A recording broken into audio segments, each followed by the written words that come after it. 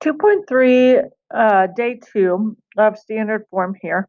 So for this one, we are going to end up mainly focusing on application problems. So how to write it as write out an equation from a word problem and then solve.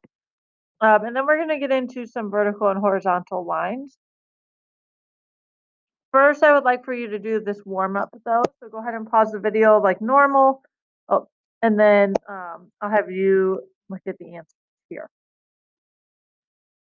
All right, so hopefully you had enough time to look over that, and here are the answers that I came up with. Um, so first thing that you're going to do is find slope. So that's there in the purple. Right? We had to find it. Whether you pick the first or the second point, you should have gotten 2 over -5, -2 over +5, aka -2/5. So that's where we went into the light blue. Point slope formula, nice and easy. You have the point, you have the slope, just plug it in. Now you could have used the other formula or the other point, the -4, -2.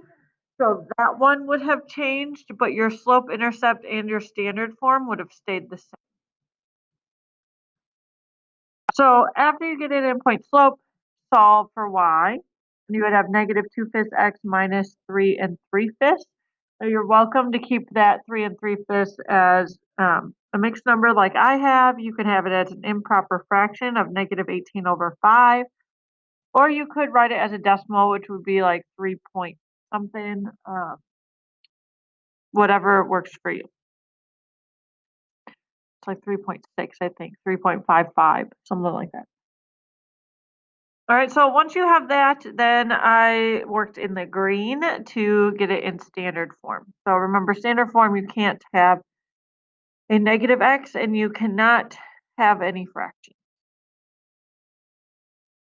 That's the main goal of number 2 as well. After distributing the 4/9 and solving for y, then I moved x where it should be and multiplied everything by -9 to get rid of the negative and the 9 at the same time. You could do it in a different order and you should end up in the same spot. So let's go ahead and start talking about the application problem. All right, these we are just coming up with equations of lines and then we're going to solve for it for specific things. So for number 3, Leo will spend $150 on music festival tickets. Reserved tickets cost $25 and general admission tickets cost $10. Write a linear equation to represent this situation, right? So you have a total amount of $150. So I know that is going to equal some combination of reserved and general tickets. So I'm going to put 25x plus 1. You notice this is pretty much in standard form. I mean, if you want to get technical, it should be 25x plus 10y equals 150. But as you see, it pretty much is the same thing, right? So again, this is probably the most correct, but I'm okay with whatever. Now it says in part B, if she buys 2 reserved tickets, how many general admission tickets will she buy? So first off, reserved, okay, is the 25. So that's talking about your x's. So that means it would be 25 times 2 plus 10y, because I don't know how many general admission tickets we're going to sell, or get, I should say, equals 150. All we have to do now is solve. 25 times 2 is 50. If you subtract 50, we get 10y equals 100. And then we would divide by 10 and y equals.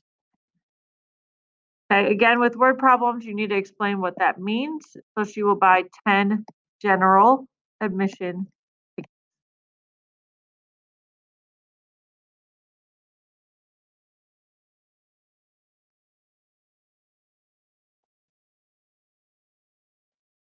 On number 4, it says Luke is making trail mix. He has $40 to spend, so that's going to be what it equals, right? On a mixture of almonds and cashews. Almonds cost $8 a pound and cashews cost $10 a pound. So when you're doing ones like these, feel free to keep using X and Y, but you can use A and C. That might help you. For me, I'm going to continue using X and Y. So I know it's going to be $8 per almond plus $10 per cashews, and I have $40 to spend. Well, Luke has $40 to spend. So the next one, it says if Luke buys 2.5 pounds of almonds, which almonds were the first one, okay? So we're talking about X. Not always X, not always the first. How many pounds of cashews can he buy then? So again, we just plug in 2.5 for X.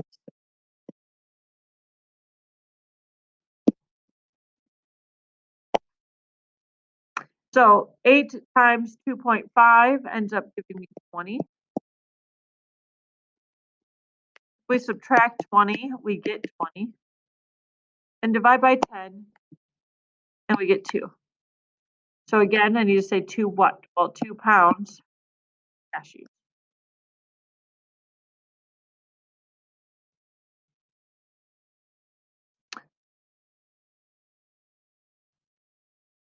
All right, so number 5. Han found a flyer for a sale on clothes. He has $170, wow, $170 to spend on new clothes for school. He needs to buy some tops and bottoms. Tops cost $13 and bottoms cost $18. Write a linear equation to represent the situation. So again, 13 tops plus 18 bottoms is going to equal $170. This one doesn't ask us to plug in, so we're done. So that's the end of the word problems. At this point, we're going to talk about vertical and horizontal lines.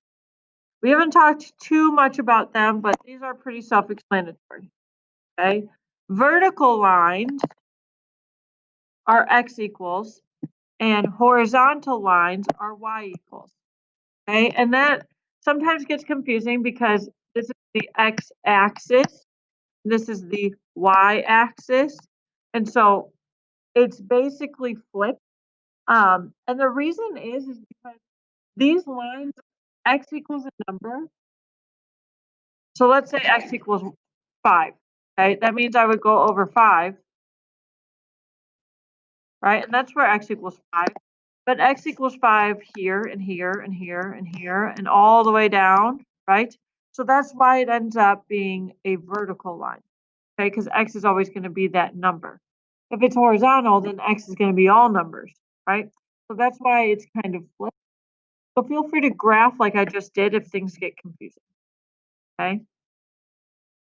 So when you're finding slope and things like this happen, there's a specific process to go through, okay? So for this, it's just find the slope, right? So change the y over x.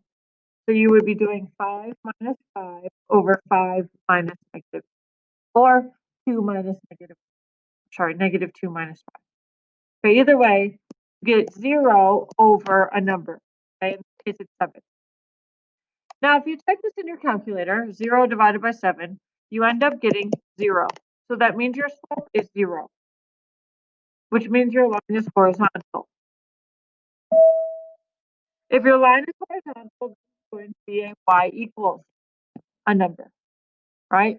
Now, specifically, looking at our point up here, what number is y equaling? Well, both of my y values are 5.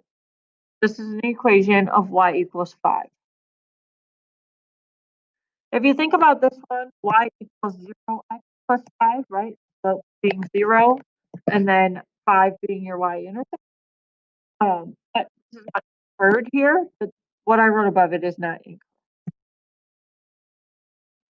So obviously in letter B, this time we do our slope formula. We get 6 minus negative 6, and then 1 minus 1. So we get 12 over 0.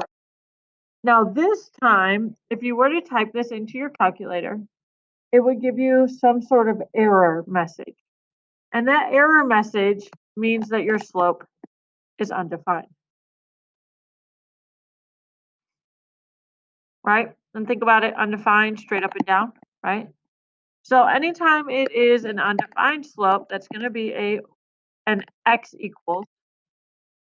And just like before, well, x equals whatever number is here. So it's going to equal 1.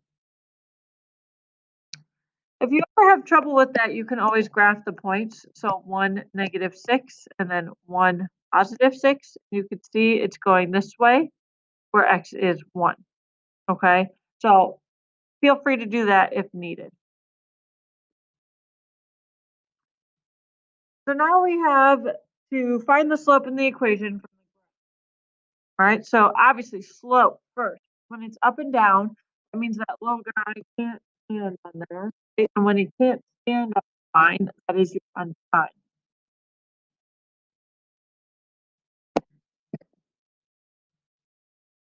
Now again, trying to figure out whether it's x or y equals. Think about what it's going through. Well, it's going through the x-axis at 8.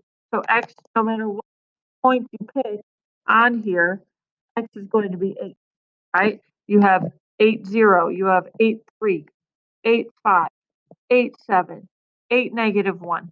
So that means x is always going to be 8. So obviously that makes this next one a little bit easier. Again, you can stand on this guy, so that's 0 slope, right? It's horizontal, it's 0. And because of that, that's going to be a y equals something. And no matter what point you pick, y is going to equal 2. You can always just pay attention to where it crosses over the axis. It crosses at 2, so that means that's your y-intercept. So that's what your y is going to equal.